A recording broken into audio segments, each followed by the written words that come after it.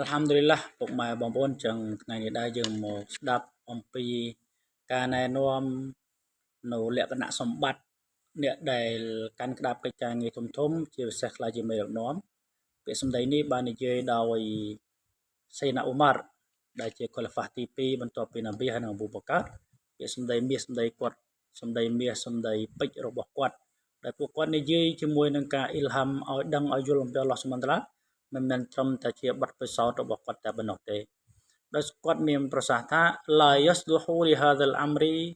illa qawiyyun fi ghairi unfin layyinun fi ghairi du'fin jawadun min ghairi sarafin mumsikun fi ghairi bukhlin ដែលមានន័យថាអ្នកដែលកាន់ក្តាប់កិច្ចការងារធំជាមេដឹកនាំគឺអ្នកដែលមានលក្ខណៈសម្បត្តិដោយមានភាពរឹងប៉ឹងដោយមិនរឹងរូសទន់ភ្លន់ដោយមិនទន់ជ្រាយចិត្តសប្បុរសចិត្តល្អដោយមិនជ្រុលហួសហេតុពេក